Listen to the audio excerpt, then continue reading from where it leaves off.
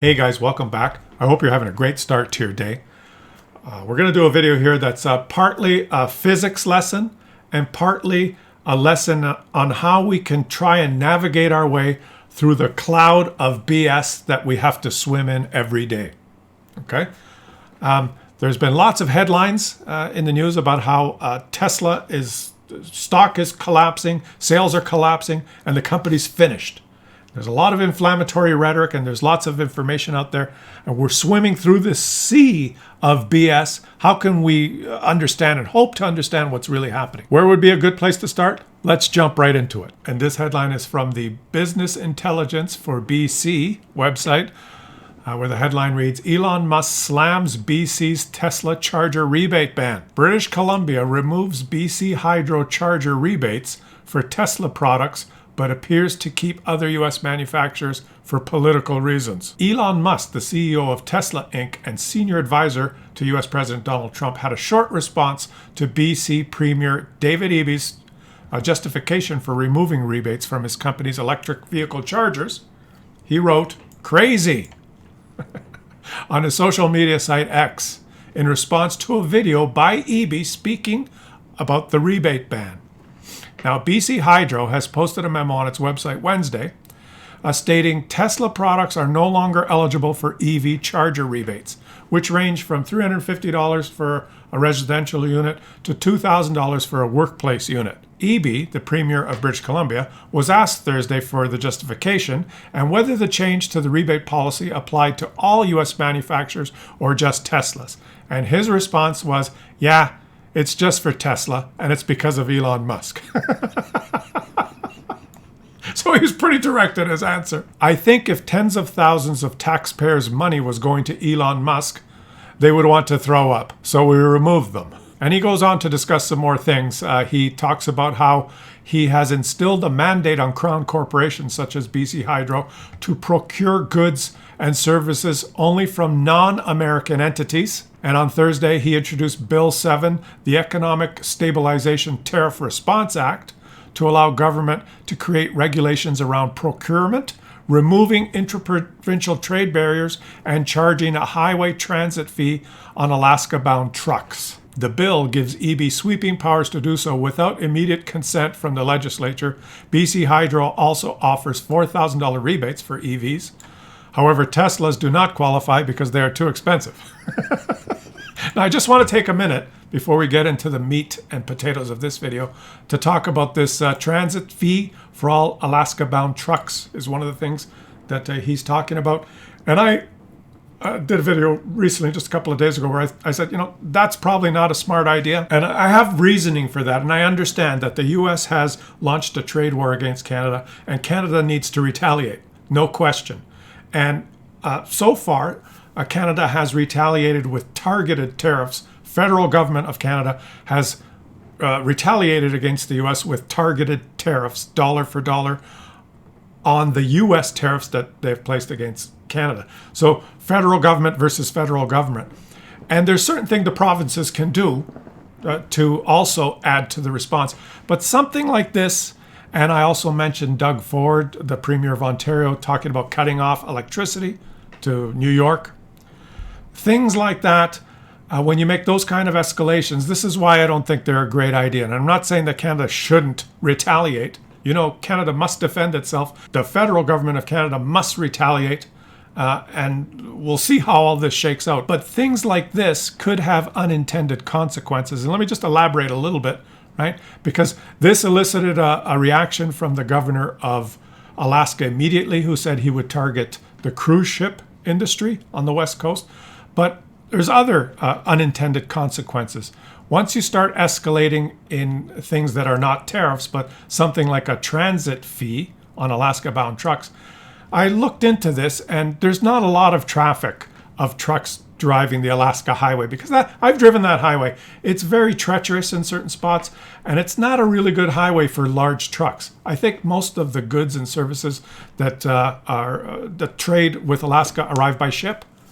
But if you impose a fee like this is an unintended consequence, okay? BC introduces this transit fee on Alaska-bound trucks. Well, what about Canadian trucks that are going east-west? to Canada. A lot of our commerce is moved on trucks by highway in Canada from east to west. Where do those trucks drive? Well, our highway, the Trans-Canada Highway, is so terrible north of Lake Superior in Ontario, and I've driven this one too many times. It's horrible. It's one lane. It goes through dozens of small towns that have stoplights and speed limits of 60 kilometers an hour. Most trucks that travel from Quebec and Ontario across Canada to British Columbia, moving goods back and forth, east-west in our country, they cut through Michigan because our highway is so terrible. So they drive Quebec, Ontario, then they cut into the United States through Michigan, and they drive through the northern part of the United States and then back into Canada in Saskatchewan and continue. Because driving north over Lake Superior is terrible. So unintended consequence, what if the U.S. puts a fee on them? So now a province, British Columbia, may have inadvertently harmed trade between Ontario and Alberta, or Quebec and Saskatchewan, right? And then the province of BC has no way of mitigating that damage and maybe helping out those industries that are affected. Whereas when the federal government retaliates and introduces a policy, if it has unintended consequences, the federal government can then help those affected businesses that may be affected unintentionally. Right? So when separate provinces launch into these kinds of threats and actions, they could have unintended consequences that affect other provinces that they had no idea would happen, and then they have no ability to mitigate those. You see what I'm saying? So I understand retaliation, Canada's retaliating, but I did not agree with this particular one. So that's an aside, because we're trying to have discussions here without inflammatory rhetoric. I'm trying to explain some of the things I'm thinking. And, leave some comments. You may disagree, and that's fine. Let's discuss it in the comments section. But as far as the EV charger rebates, removing them, to which Elon Musk says crazy, well, I just might want to point out, Elon, you are an engineer, and your company shoots rockets up into space. And when you do that, you do use Newton's laws of physics. And one of Newton's laws of physics is that for every action, there is a reaction. And the action is that, Elon, you are a senior advisor to the President of the United States, which has launched an aggressive trade war against Canada. That's the action. And eliminating the EV charger rebates, that's the reaction. It's physics. Why don't we actually go to the Tesla Investor Relations website? Let's open a couple of these documents and compare. Let's look at the last quarter of 2023. And the last quarter of 2023, Tesla delivered 484,000 vehicles, okay? Let's look at the last quarter of 2024. Tesla delivered 495,000 vehicles. That's up about 10,000. Q4 23 to Q4 2024. Full year, let's go back here and look at the full year 2023. They delivered 1.8 million vehicles, approximately. Compared to 2024, full year, they delivered 1.789. So down slightly on a full year. From 2023 to 2024, full year, their deliveries are down slightly. So then you will get articles like this that appear on the internet. Tesla is done in Germany. 94% say they won't buy a Tesla car. And here he is, Mr. Elon Musk, his image projected onto the side of the factory. And just so everyone understands, this particular image is, how shall we put it, very offensive to Germans. You can sugarcoat it and try and explain it and mansplain it as much as you want. This salute or gesture, or however you want to describe it, will not play well in Germany. And this could, let's say, single-handedly, as you see in the picture, completely sink his sales in that country. But let's read what the information is here, because we're trying to rationally absorb information. And it says a survey of over 100,000 Germans revealed that 94% won't buy a Tesla vehicle. Okay, now what do you mean a survey? Let's delve into that a little bit. And if you scroll down here, you find out that a survey of 100,000 Germans, it's true that the survey is of 100,000 Germans. The survey is by T-Online. It's an online survey. What is T-Online? I don't know what T-Online is, but you immediately have to think in your head, if you're a rational person, this does not represent Germany. It represents us. It should read a survey of 100,000 T-Online subscribers or viewers resulted in 94% of them saying they won't buy a Tesla. This is an example of cherry picking a number and then trying to use that the data or the result widely.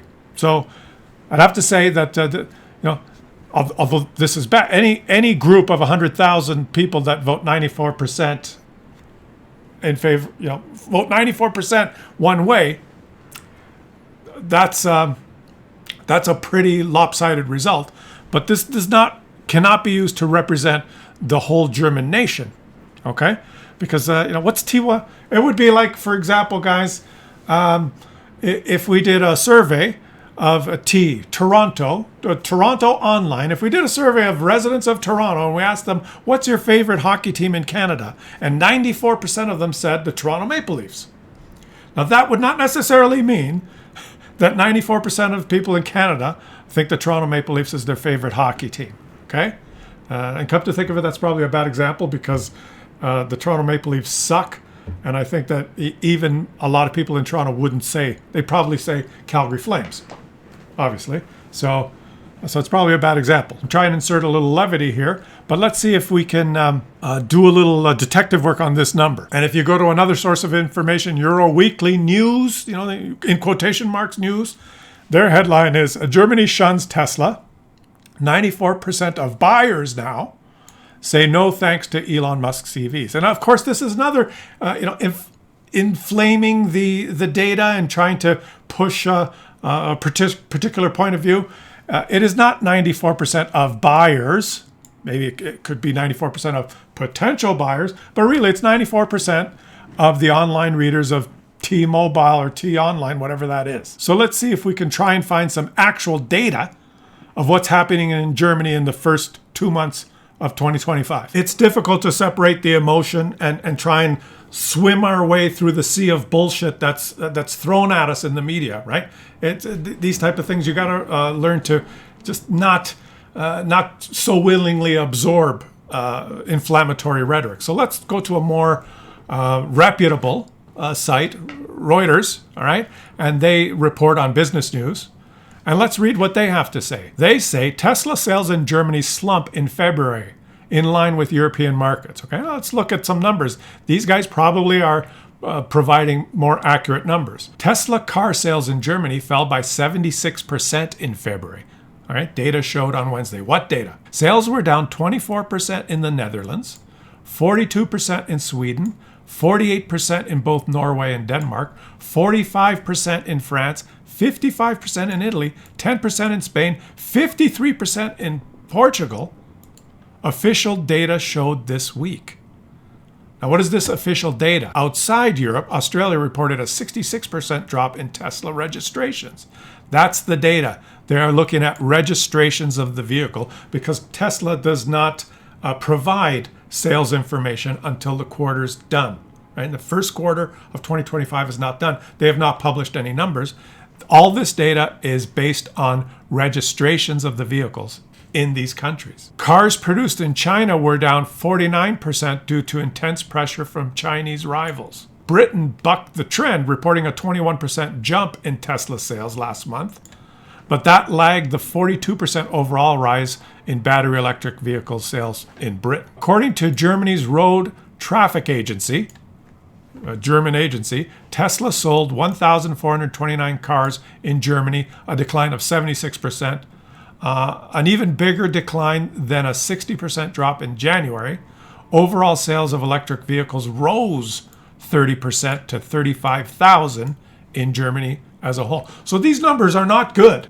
Sales are going down, but let's keep delving into the information. Let's see what Time Magazine reports, okay? And Time Magazine is a more reputable source of information than that, whatever that was, T-Online.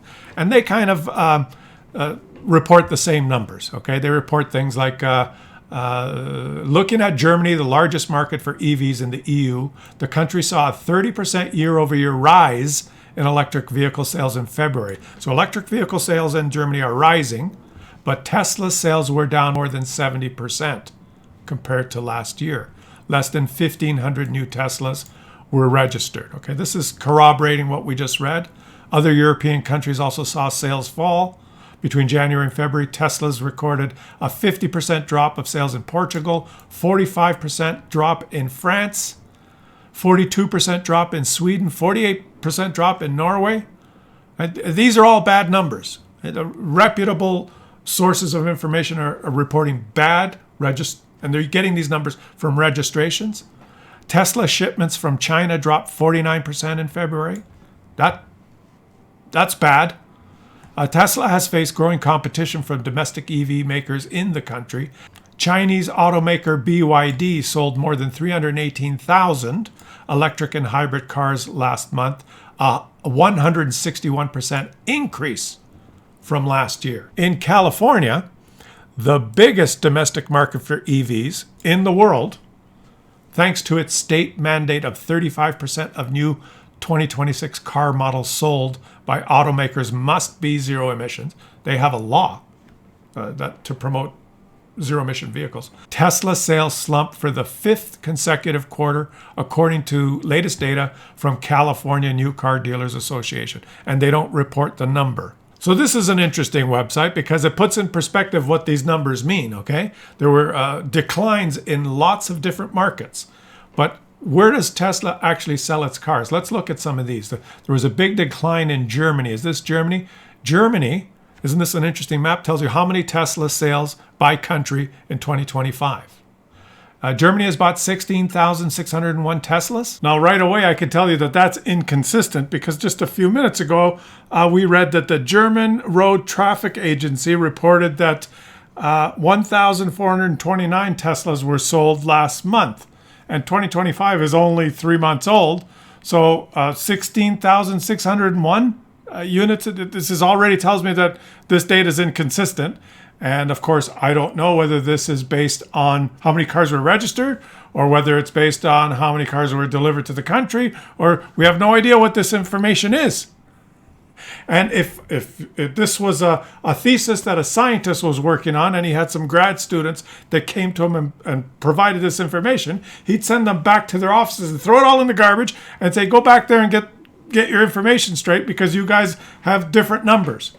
But let's go through these numbers because I think that at least if this data was collected in error or if it was collected using different data set or different way, it's probably done in error or in a different way overall, and it may show us at least the relative market in different countries, like how valuable is a market like Germany or Poland or Italy compared to a market like United States, Canada, Australia. Let's at least go through some of the countries and see how important sales are in different countries to the overall picture. Italy, 5,136 Teslas. France, 15,000 thereabout.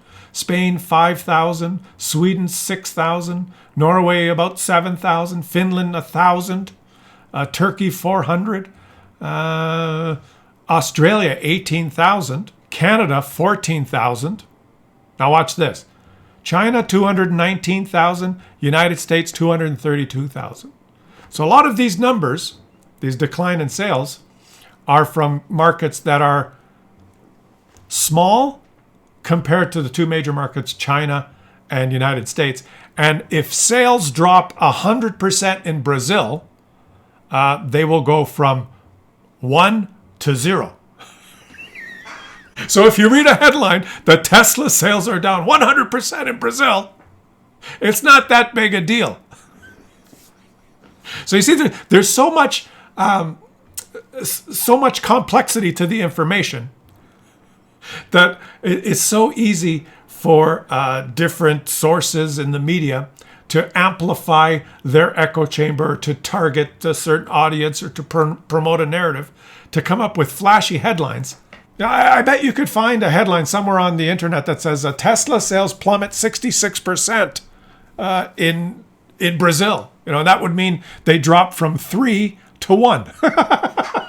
If you stick to some financial sites like a Yahoo Finance, this is not the best financial site, but it does regurgitate some vetted information. And you could read here, for instance, Tesla shipment data out of China is not good. All right, that's an opinion, but what's the actual number? Tesla reported shipments from China fell to 30,688 in February, plunging 49% compared to a year ago.